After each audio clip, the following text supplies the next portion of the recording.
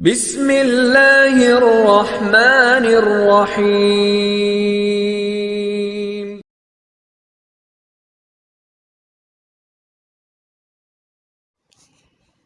صدقہ و خیرات کی فضیلت۔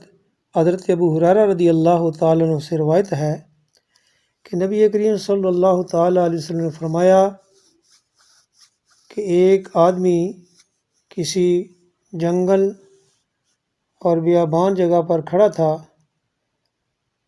اسے بادلوں میں سے ایک آواز سنائی دی کہ کوئی کہہ رہا تھا کہ اے بادل، جا اور فلاں شخص کے باغ کو جا کر سیراب کر۔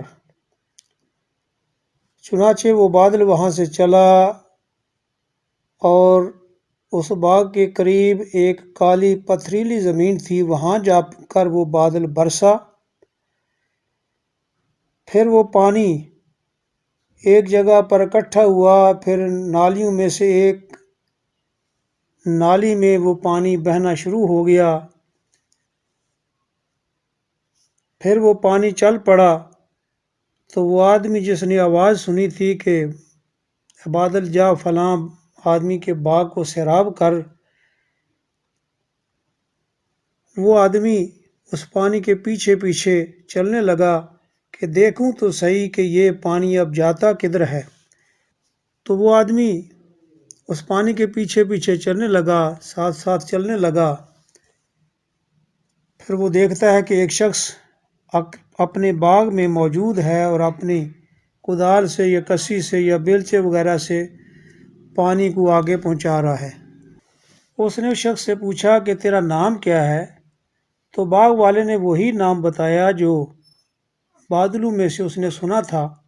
پھر اس شخص نے پوچھا کہ بندہ خدا، تو میرا نام کیوں پوچھ رہا ہے؟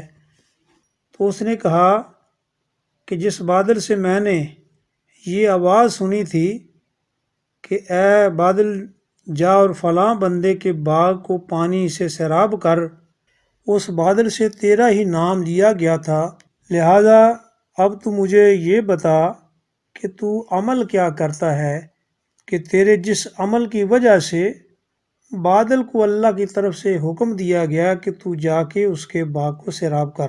تو اس باغ والے نے کہا جب تم نے بادل سے یہ بات سنی ہے تو سن، میں تمہیں بتاتا ہوں کہ میں دیکھتا ہوں کہ اس زمین سے کیا پیداوار ہوتی ہے، کتنی پیداوار اس باغ سے مجھے حاصل ہوتی ہے۔ تو اس پیداوار کے میں 3 حصے کرتا ہوں۔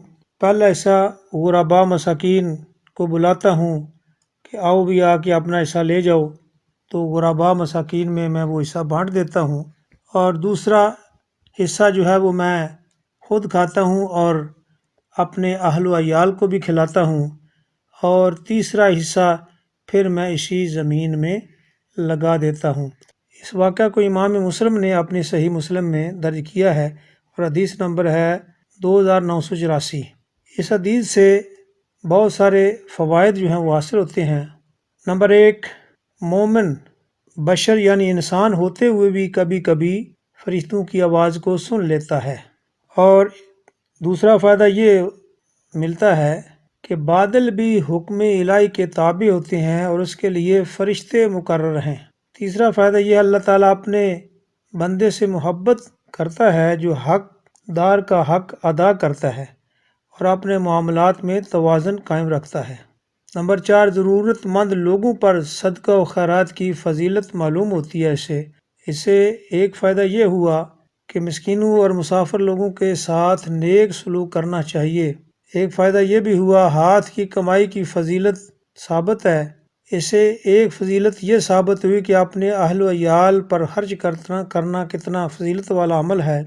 ایک فضیلت یہ واضح ہوئی کہ اولیاء کرام کی کرامات کا ثبوت ہوا کہ کائنات ان کی خدمت کے لیے معمور ہے۔ اور ایک فائدہ یہ معلوم ہوا کہ زراعت اور کاشتکاری کی فضیلت بہت عظیم ہے کہ یہ افضل ترین پیشہ ہے۔